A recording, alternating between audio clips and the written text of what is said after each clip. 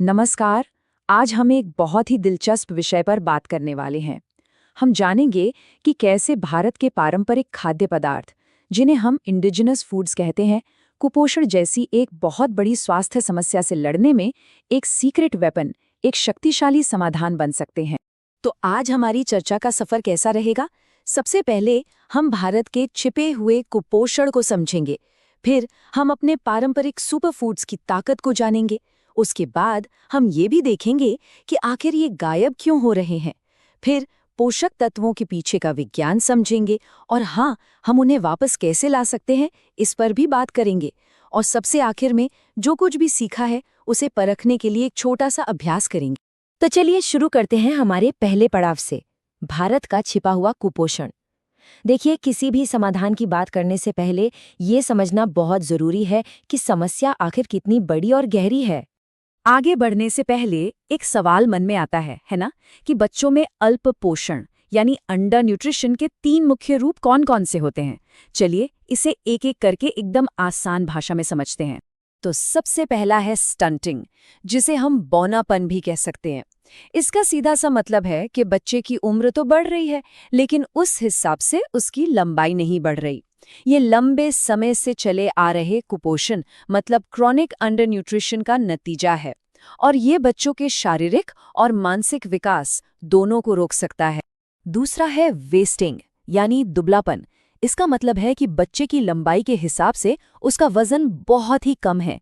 ये अक्सर इस बात का संकेत होता है कि हाल ही में बच्चे का वजन तेजी से घटा है, शायद ठीक से खाना न मिलने या किसी बीमारी की वजह से। ये एक बहुत ही गंभीर और जानलेवा स्थिति हो सकती है।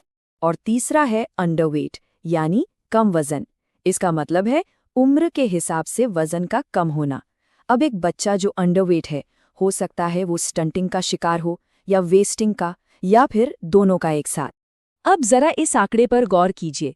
नेशनल फैमिली हेल्थ सर्वे के मुताबिक भारत के स्वदेशी समुदायों में 43% बच्चे स्टंटिंग से पीड़ित हैं। 43%। ये आंकड़ा वाकई में बहुत गंभीर है और दिखाता है कि समस्या कितनी बड़ी है। लेकिन कहते हैं ना, जहां समस्या है वहीं कहीं आसपास समाधान भी छिपा होता है। तो अब बात करते हैं समाधान की। हमारे पारंपरिक सुपरफूड्स, जो असल में पोषण का एक छिपा हुआ खजाना है। तो ये इंडिजिनस फूड्स या आईएफएस आखिर हैं क्या? देखिए, सीधे शब्दों में कहें तो ये वो पौधे और जीव जंतु हैं जो किसी खास इलाके के प्राकृतिक वातावरण में उगते हैं या पाले जाते हैं, और वहां रहने वाले लोगों की संस्कृति का एक बहुत जरूरी हिस्सा होते हैं। और ये सिर्फ कोई कही सुनी बात नहीं है। पबमेड सेंट्रल, जो कि एक बहुत प्रतिष्ठित रिसर्च प्लेटफॉर्म है, उसकी एक समीक्षा कहती है कई स्वदेशी खाद्य पदार्थों में हमारे आम पारंपरिक खाने की तुलना में कहीं बेहतर पोषक तत्व पाए जाते हैं। ये एक साइंटिफिक फैक्ट है। चलिए एक सीधी सीधी तुलना करके देखते हैं। 100 ग्राम रागी में कैल्शियम होता है 364 मिलीग्राम, जबकि उतने ही चावल में सिर्फ 7.5 मिलीग्राम। जरा फर्क देखिए। इसी तरह रागी में आयरन है 4.6 मिलीग्राम और चावल में महज 0.7। ये अंतर वाकई में हैरान करने वाला है ना? और ये कहानी सिर्फ रागी की नहीं है। एक बड़ी स्टडी से पता चलता है कि हमारे बहुत से स्वदेशी खाद्य पदार्थ आयरन, कैल्शियम, प्रोटीन और विटामिन सी जैसे बेहद जरूरी पोषक तत्वों से भरपूर होते हैं। ये तो सचमुच पोषण के पावर हाउस है।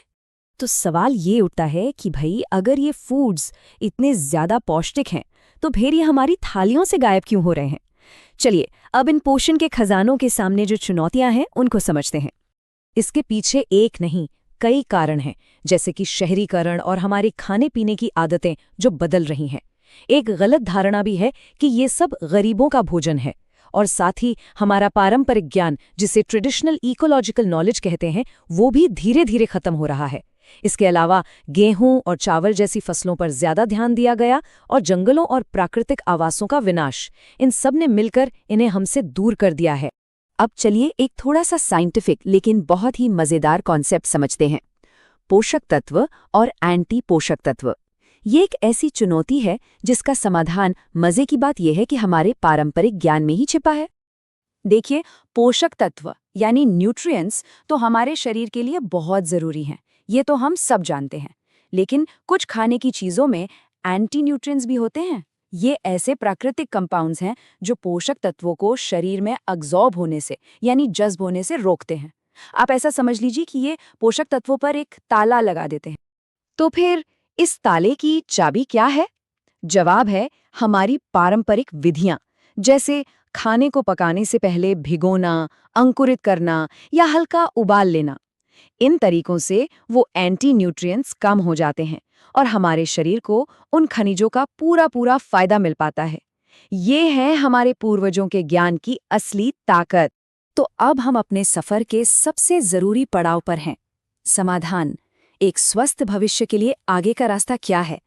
आखिर कैसे हम इन पौष्टिक खजानों को अपने जीवन में, अपनी थालियों में वापस ला सकते हैं? इसके लिए हमें मिलकर कई कदम उठाने होंगे। सबसे पहले तो अपने बुजुर्गों से पारंपरिक ज्ञान को इकट्ठा करना और उसे सहेजना होगा। अपने घरों में ही स्थानीय फल और सब्जियां उगाने को बढ़ावा देना होगा। स्वदेशी बीजों को बचाना और इस्तेमाल करना होगा। लोगों में इनके पोषण और पर्यावरण से जुड़े फायदों के बारे में जागरूकता फैलानी होगी। और सबसे जरूरी, इन फूड्स को सरकारी पोषण कार्यक्रमों का हिस्सा बनाना होगा। चलिए, अब तक हमने जो कुछ भी सीखा और समझा है, उसे एक छोटे से अभ्यास से परखने का समय आ गया है। तैयार है? पहला सवाल है, स्टंटिंग का मुख्य कारण क्या है? थोड़ा सोचिए।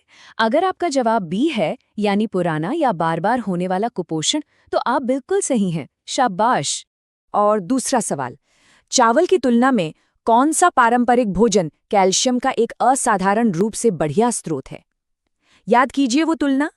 जी हाँ, सही उत्तर है सी, रागी, जैसा कि हमने उस डेटा में देखा था। तो चलिए फटाफट सब कुछ दोहरा लेते हैं। हमारा केंद्रीय विचार था स्वदेशी भोजन। इससे जुड़ी मुख्य बातें थीं इनका उच्च पोषण, इनका सांस्कृतिक महत्व, इनके सामने आने वाली चुनौतियां और इनके समाधान। ये माइंड मैप आपको सब कुछ याद रखने में बहुत मदद करेगा। और अंत में मैं आपके लिए एक सवाल छोड़कर जा रहा हूं, जिस पर जरूर सोचिएगा। क्या ऐसा हो सकता है कि भारत के पोषण का सुनहरा भविष्य उसके अपने ही अतीत में छिपा हो? हाँ, इससे आपको समझ में आया? समझ में कितना समझ में आया और कितना नहीं आया, ये सारे बताइए। और इसका रहा बात इसका क्वेश्चन प्रैक्टिस का, तो हम ऑब्जेक्टिव क्वेश्चन प्रैक्टिस जल्द ही ला रहे हैं। उसमें हम खुद कराएंगे। इसमें एनिमेशन उतना नहीं रहेगा, बस एनिमेशन प्रॉम्प्ट विजुअल रहेगा, ठीक है? वो भी एनिमेटेड ही रहेगा। तो कमेंट बॉक्स में बताइए कि कैसा लगा। और टेंशन मत लीजिए, लगभग 10-15 दिन के अंदर आपका पूरा सिलेबस हम कंप्लीट करा देंगे। सब्सक्राइब कर लीजिए, लाइक भी कीजिए, शेयर भी कीजिए जल्दी जल्दी, ताकि जल्दी जल्दी चैनल ग्रो हो। तो हम लाइव भी आए, तो जल्दी जल्दी लाइव आएंगे तब तो लेंगे पूरा ऑब्जेक्टिव सब्जेक्टिव। तो जल्दी जल्दी सब्सक्राइब कीजिए और शेयर भी कर दीजिए अपने दोस्तों के पास। चलिए बाय।